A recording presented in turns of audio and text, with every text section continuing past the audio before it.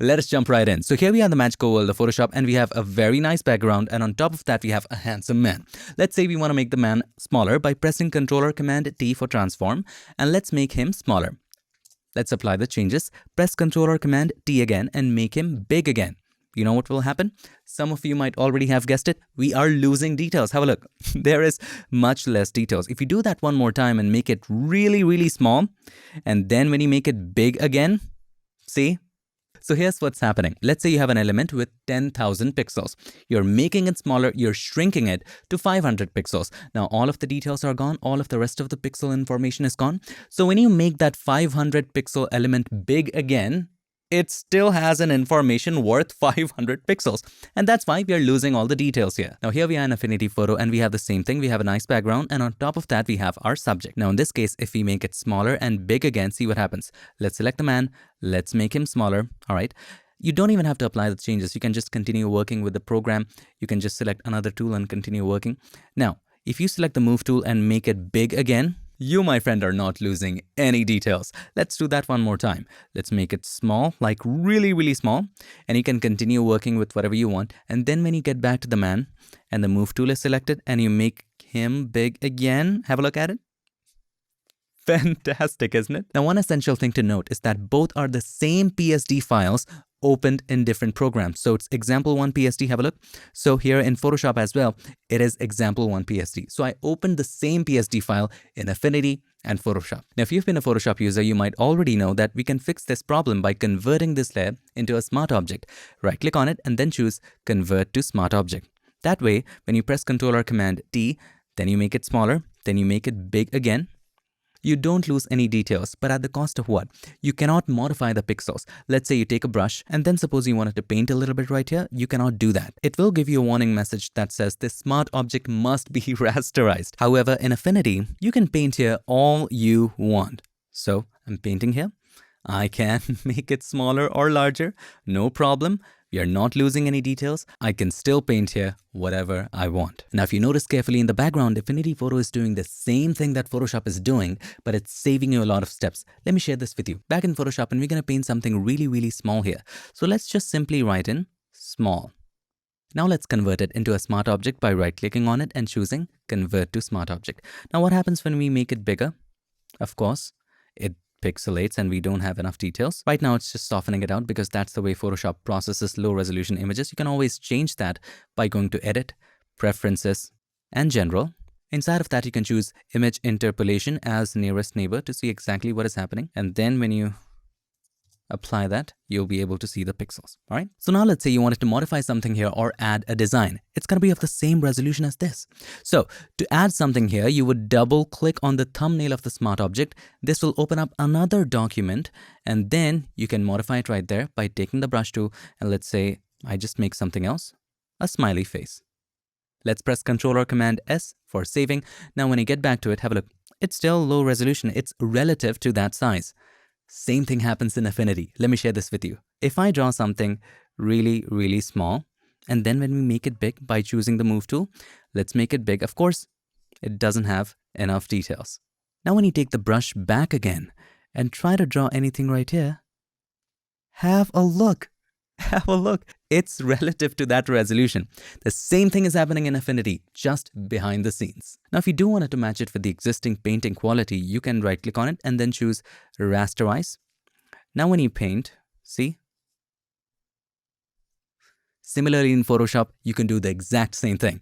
If you right click on it and then choose Rasterize Layer, and now when you paint, see? Same thing happening. So Adobe can learn from this feature and maybe even make it better so that when we enlarge stuff and then we try to paint something in on the same layer, we don't have to rasterize it. It should paint with the exact resolution of the canvas, not relative to that layer. Now, I do understand this might seem like a mathematical impossibility, but I trust you, Adobe and Affinity, you guys can do it. Well, in this video, we're going to talk about 7 things. We already talked about the first one that Adobe can definitely learn from Affinity. So without any further ado, let's get started.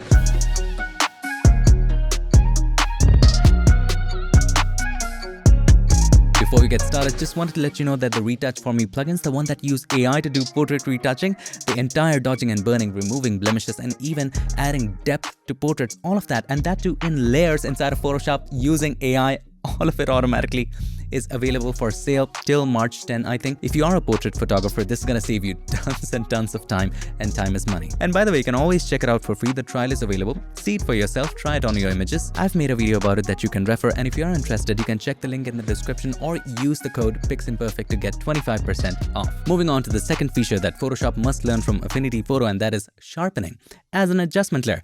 I'm gonna share with you why it's important. Now, this is a composite that I made for this video. For simplicity, here we have just the background and the subject. Let's say you wanted to sharpen the entire thing. One way of doing that is that you create a merged layer at the top by pressing Ctrl, Alt, Shift, and E. This creates a stamp visible layer. So this layer has everything merged in. And even on that, if you wanted to adjust the sharpening later, you would have to convert that into a smart object by right-clicking on it and choosing Convert to Smart Object. And then you go to Filter, Sharpen. You can use whatever you want. So let's go to Sharpen and choose Smart Sharpen, Unsharp Mask, whatever you like. So let's just sharpen, just to show you. All right, now what is the problem with that method? Now, of course, we have sharpened it a bit. So here's the before, here's the after. Don't focus on the sharpening quality. That's not what it is about. Now, it also gives you the option to double click on the smart sharpen because it's a smart filter. It's a smart object. So if you apply a filter, it's going to be a smart filter. Of course, you can change the amount and the radius and everything there is to change. But the problem comes when, let's say, if you want to move the subject or if you want to transform the subject. So let's say, let's turn it off. And if I wanted to move the subject just a little bit to the left hand side, now what? You're going to have to repeat the same process again. Another way around it is, of course, you might be thinking, why not apply a high pass filter? Well, press Ctrl, Alt, Shift, and E. You create a stamp visible layer. Same thing will happen. If you go to Filter, Other, High Pass, I'm just skipping a lot of steps. High Pass, and then apply radius of 2. And change the blend mode to overlay. That's all fine. At sharpening stuff, here's the before, here's the after. But now what? If you move the subject, see? The sharpening is still there. Another way is, of course, you apply sharpening separately to the subject and the background after converting both of them separately to smart objects. Such a hassle. In Affinity Photo, I've opened the same PSD file and all you have to apply are live filters. Now, if you're using the default settings of the software and you have not changed this setting, chances are, let's say the subject layer is selected and you apply a live filter. Yes, that's what they're called. Live filter for sharpening. It will only be applied to the subject. So click on this icon and let's choose Unsharp Mask. Have a look. It will only apply to the subject. Let's zoom in and increase the radius. Factors like the intensity or the amount. Now, of course, this is too much. We would keep the radius at about 1 or 2 and then control the factor. Have a look. It's only being applied to the subject. And you might say, Unmesh, what is the point? It is just like applying a smart filter. Wait for it. First of all, in Photoshop, you have to first convert it into a smart object. In here, you don't have to do any of that. On top of that, there's one more thing you can do that's going to blow your mind. Have a look at this. Let's delete Unsharp Mask. This is how it was. Instead of that, if you click on the assistant and then you choose Add Filter not as child layer but as a new layer and close it. And now when you add something like Unsharp Mask, and now let's choose the radius to be about 2 or 3. Let's zoom in, have a look. And here if we increase the sharpening, I'm going to add a little too much just to show you what's happening. It's being applied to the entire image. Isn't that pretty cool? And the advantage here is that I can select the subject. I can move it wherever I want. See, and you can do anything you want under the Unsharp Mask live filter. Isn't that pretty cool? You can make the subject smaller, bigger, whatever. And the sharpening will still be all throughout. Moving on to the third feature, my friend, that Photoshop must learn from Affinity Photo, and that is just the opposite of the second one. Blurring as an adjustment layer. And let me share with you how crucial that is. We have the subject and we have the background, but this time we have a brand new sky. And let's say you wanted to blur the background. The only way to do that in Photoshop is that you have to merge both of these, either in a way that is non-destructive, or select both of these by holding the controller command, select the other one, both of them are selected, right click on it and then convert to smart object. And then you can blur it by going to filter, blur gallery, tilt shift, or whatever kind of blur that you like. So let's say we apply a blur like this. It starts from here, it goes till there. And let's increase the blur. It's pretty okay. But what happens if I wanted to remove the sky, or if I wanted to change something? Now it's taking a little more time. You're going to see in Affinity it's faster. So let's say if I wanted to change the sky or simply remove it, I would have to double click on it. It will open up another document, turn off the sky, press Ctrl or Command S, and then get back to it, it's going to apply the whole blurring and everything again. It's such a hassle. It's going to be a pain in the neck if you wanted to change just one little thing. In Affinity Photo, however, as you guessed it right, first of all, make sure that adding filter layers to selection is set to add filter as new layer, as we did before, and just above the sky layer, click on the live filter menu, and then you can simply choose depth of field. Now there are different types of blurs here. So we're going to choose tilt shift, and similarly, the blur is going to start right here and right there. You can keep it straight by holding the shift key, and then you can increase the radius. See, this is like really fast. You can also control the vibrance if you like here, but I'm going to leave it at that. And there you go, my friend. Now there's a problem with this. Look around the corners. The corners mixed in and those areas got slightly transparent. So how do we fix that? It's not a big deal. When you apply the blur, by the way, double click on it to open up the properties. Just check preserve alpha. That's going to fix it. And there you are. Now, how interesting is this? This, my friend, is an adjustment layer. So let's say, even if you just create a brand new layer and you take the brush and then you start painting, let's make the brush a little larger. See, if I paint in those areas, it's automatically blurred. And as soon as I paint here, it's not blurred. But if I go right there, those areas are blurred. See that? Everything is happening real time. The next one is Liquify as an adjustment. Now don't worry, I'm not going to go through the entire catalog of live filters, but this is very crucial, especially if you're into retouching. Let's take a look. So here we are in Photoshop, and let's say you went through the entire retouching process. And in this case, I'm just going to apply the Retouch For Me plugins that we talked about previously in this video. Those are amazing. So all I have to do is to play this action that I had created, which plays 3 of the AI plugins that I need with the settings of my choice, and it gives you an excellent starting point. Have a look at this. So all is done automatically just by playing that action. It doesn't matter how big or small the subject is or what is the resolution, it just works amazingly, gets you a very good starting point, sometimes even an end point. So here's the before. Here is the after. Pretty good, isn't it? Now I feel that the dodging and burning is too much, so we can decrease the opacity of that. But on the face, it's fine. But on the body, it's just making it too smooth. So here's the before, here's the after. And let's say we realize it later on after applying Liquify. So to apply Liquify in Photoshop, you have to create a stamp visible layer by pressing Ctrl, Alt, Shift, and E. It creates a merged layer of everything that you see on the canvas. And then go to Filter, Convert for Smart Filters. This converts the layer into a smart object. And then you can apply Liquify by going to Filter, Liquify. Let's say all you wanted to do was to open up the hair a little bit. This is not something I would do with this photo, but just for an example. Let's say you're done with it and you hit OK. Now you realize that I should have decreased the opacity of dodge and burn. Well, what do you do now? You have applied Liquify already. You have to turn off Liquify. You have to then decrease the opacity to, let's say, 50% for dodging and burning, or even you can increase the opacity and then you can create a mask and then just only take it away from the body. Like this, all right, and then decrease the opacity or the density of this mask to about 50%, all right. And now what to do? You have to do the Liquify all over again. You have to create a stamp visible layer again, then you have to go to Filter, Convert for Smart Filters. Now there's a shortcut you can copy or just simply drag this smart filter to this one and do the whole process again. Now this does save you a step from going inside of Liquify and then opening up the hair all over again, but this is a hassle. What if this was an adjustment layer? And it is with Affinity Photo. Now one important thing to keep in mind, in Affinity Photo there is no such thing as mask density, but there's always a workaround. So what I've done is that for the dodging and burning layer, here is the mask. I have added a curves adjustment layer to the mask. So you can just open up the curves adjustment layer and go to the alpha channel. And now if you zoom in, if we take the leftmost point up, the effect is being slowly and gradually applied. So what's happening is it's black. So it's in the dark areas, it's in the shadows. We are just brightening it up. And that is the exact thing we were doing by decreasing the density. So it was at 50%. So we're going to keep it in the middle. You can also dial in 0.5 right here. That's also going to work. I know this is a workaround, but the great part here anyway is that you can add Liquify as an adjustment layer. It is called Live Filter here. Click on this icon and then choose Liquify. And then you can open up the hair, do what you want. That's up to you. I'm just going to do a simple edit here. Now, I agree that the quality of Liquify in Photoshop is much better. We'll get to that later. We'll get to the summarizing main points of Photoshop later. But for right now, yes, you can Liquify as an adjustment layer. Once you're done, click on Done. And here you have a Liquify adjustment layer. And if you wanted to change anything, you can do that. Let's say you wanted to bring the blemishes back. So you can just turn off the blemishes layer and it comes back. You can turn that back on or decrease the opacity. You can add more elements, retouch more, add shine to the eyes, add lipstick. All of this without worrying to do Liquify all over again. Moving on to the next big feature, and that is the live brush preview with Affinity Photo. Photoshop should definitely have this. For example, let's say you take a regular soft round brush, and now when we paint, we don't really need any preview.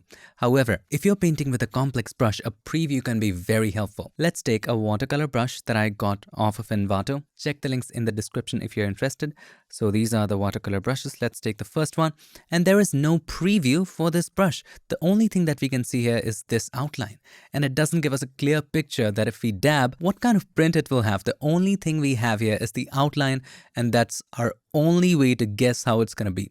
So let's dab, and it would be very hard to guess just by that outline that this area would be darker and this area would be lighter. With Affinity Photo, you get a live preview of the brush of what it will look like if you paint. So if you take the brush tool, right now, you cannot see any preview. The reason is it is turned off. Let's go to Edit, Preferences, User Interface, and check Show Brush Previews. That's all. Let's close it.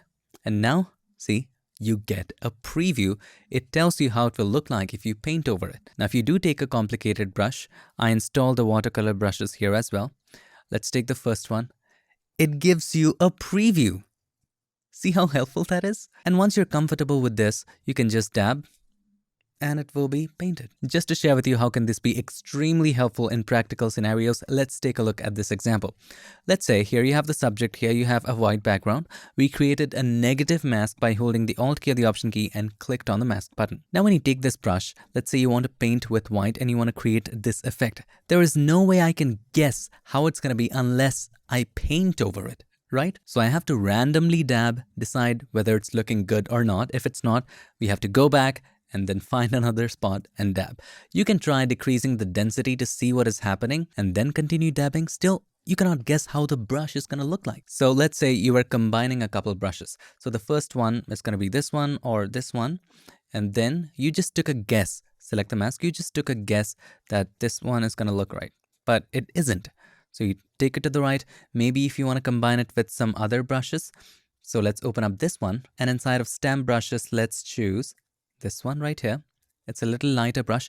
And with that outline, it's hard to tell how it's going to look like. Have a look at the outline. Have a look at when we paint. See, it's completely different. If we paint right here, how is it going to look like? So it's hard to guess. With Affinity Photo, this is completely different. So I'm going to choose this brush with the subject layer selected. We're going to create a mask. And now, if you just select the mask, take the brush, and right now nothing is showing up. You know why? Because black is selected. So let's choose white, and you get an instant preview. Isn't that pretty cool? So you can get back to brushes, and then you can control the size of how it's going to be. You can do whatever you want. You can combine it with whatever brush you want. So let's go to this set, and let's choose a softer brush like this, and we can see how it's going to look like. Let's go for another one. And it gives you instant preview. Isn't that pretty cool? The next utilitarian feature is the ease of determining the text size. Take a look at this example. Here we are in Photoshop, and let's say you wanted to add some text. So we select the text tool, and then we have to guess the size of the text. So let's say you wanted the text to be this big in the beginning, but there is no way to do that. You have to guess it. So for example, it's 222 pixels right now. You have to click. And let's say type in some text, and then you can of course resize it. It's not a big deal, but it would be greatly helpful if we could do it right in the beginning. Inside Affinity Photo, if you select the text tool, you get the option to just click and drag and decide the size of the text. Once you have decided, then of course you can type whatever you want. Isn't that way more convenient? Moving on to the last feature that Photoshop should definitely take notes from, and that is the way the gradient is previewed and controlled. Take a look at this. In Photoshop, if you wanted to add a gradient, there are a couple of ways. You can choose the gradient tool, and then you can choose any gradient that you like. Let's go for a fancy gradient like this, and then you can drag in a gradient. Now, after you did that, there's no way to change the colors or do anything of that sort. If you're using a gradient adjustment layer, you can But in Affinity, you'll see the difference. Also keep in mind, it is all a guess. As you're dragging the gradient, you're not able to see how the gradient is gonna look like. So let's say you don't like this arrangement, you would have to do a couple tries like this. Maybe you like something like this, maybe just a little bit of that with a very stark difference. So there is no real-time preview. You might say, Unmesh, why don't you just create a gradient adjustment layer? Well, I can do that, and then we can choose a gradient of our choice. Let's choose the same gradient. Hit OK. Now it gives you the option to play with it like this. It gives you the option to play with the angle, and it allows you to change the style right here. It is a lot more flexible and it's pretty good. I fell in love with the gradient map adjustment when I learned about it, but that love didn't last very long, and I had an affair with the gradient of Affinity Photo. Let's take a look. Here as well, you can choose the gradient tool and you can drag in a gradient. Let's drag in like this. The advantage here is that you can see real time what is happening. You can just move it around. There are no trials. For example, if something doesn't work out, you don't need to drag the gradient again and again to see what works for you. So this is fine. And then you can change the colors, of course. So you can click on this point and then you can change the color to whatever you like. And you can click on this point and change the color to whatever you like. Isn't that pretty good? And then you can control the balance between both of them. You can introduce points here and have a different color. And then you can just control the balance between them as well. See how flexible this is? Now keep in mind, this sure is a raster layer. As soon as you select another tool or continue working, you cannot go back and change it. But that's not a problem. You can always create an adjustment or a fill layer. So you can go to Layer, New Fill Layer, and inside of that, you can just drag in a gradient like this. You can choose some interesting colors here. And no matter what you do, even if you create a brand new layer and start working right there, let's maybe choose the brush tool and start painting here. You can always go back to the fill layer and make some adjustments. So you can choose the gradient tool and then you can just always make adjustments. But the way you get the preview, it is just amazing. Let me share with you a real world example of this. Let's say you wanted to create a light leak here. We will create a new fill layer by going to Layer, New Fill Layer. And in here, we can choose the gradient and just draw in a gradient like this. Change the blend mode from normal to screen. Yes, it has previews as well, and Affinity Photo had blend mode previews even before Photoshop. So let's go to screen. By the way, Affinity Photo is not paying me a penny to say anything. And then you can place it here, place the other point right here, and you can choose whatever color you want. So where the light is originating, you can have a warmer color like this.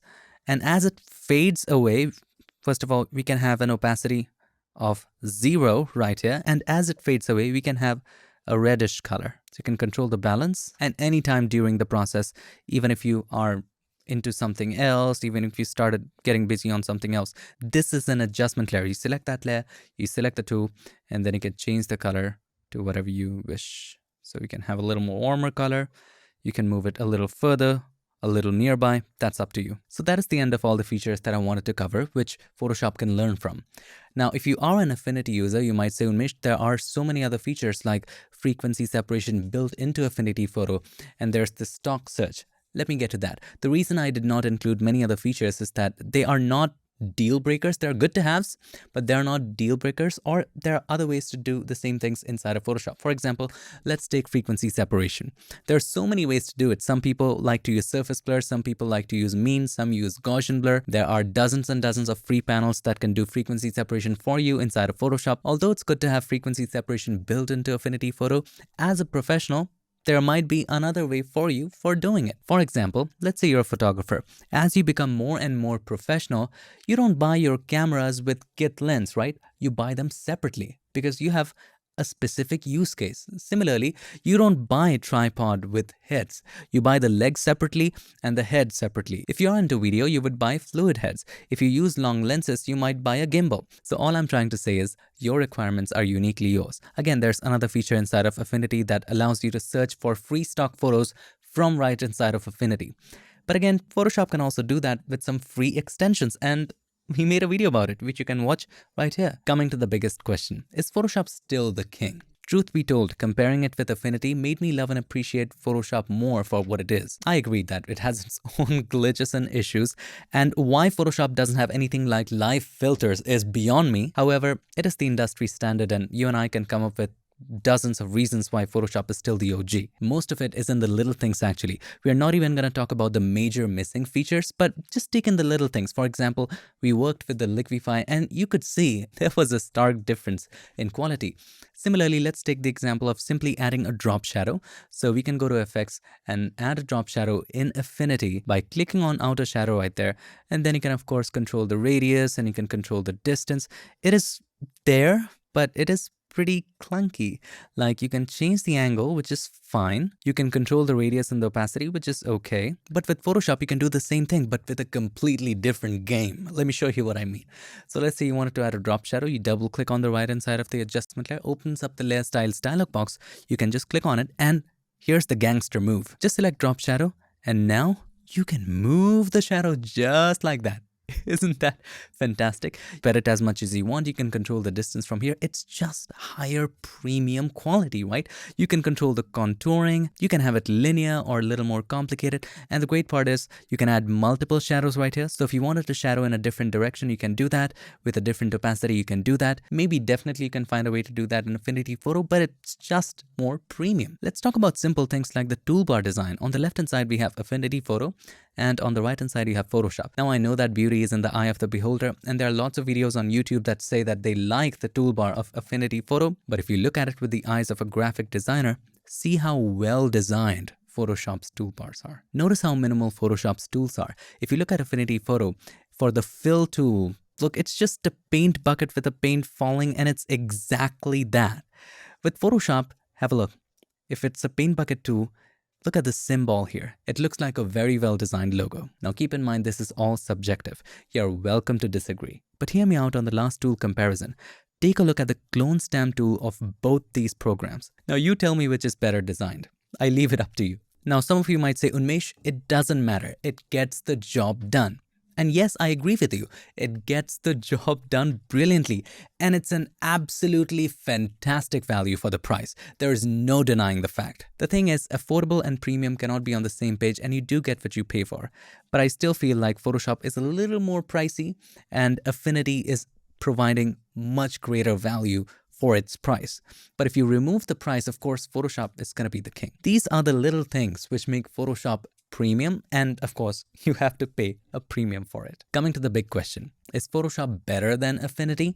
Well, let's say you're somebody who sells and makes homemade chocolates, and you want to make a post on Instagram advertising your New Year offer. Does it make sense for you to spend months to learn and master Photoshop and then create that one post? And even if you did master Photoshop, does it make sense for you to spend all the time in the world to design it from scratch? Doesn't it make more sense to just go to Canva and get a template and get that post done in 10 minutes? Does that mean Canva is better than Photoshop and Affinity? What I'm trying to say is you decide what is best for you and your situation. Do your own research if you feel you have to make a choice, and you can always try out these programs. There's always a trial version. I think it's available for Affinity and Photoshop as well. I hope you enjoyed this video, and if you did, make sure to give us a like, and also don't forget to subscribe, and not just subscribe. Ring the bell so that you, my friend, don't miss any other future tips, tricks, or tutorials. This video is neither sponsored by Adobe or Affinity, not a single penny. All this is made possible by these amazing and awesome Patreons who support PiXimperfect to continue creating content like this. If you wish to support PiXimperfect, please check out our Patreon page. There are some awesome perks of becoming a member of PiXimperfect Patreon family. Thank you so much again for watching. I'll see you in my next one. Till then, stay tuned and make sure that you keep creating.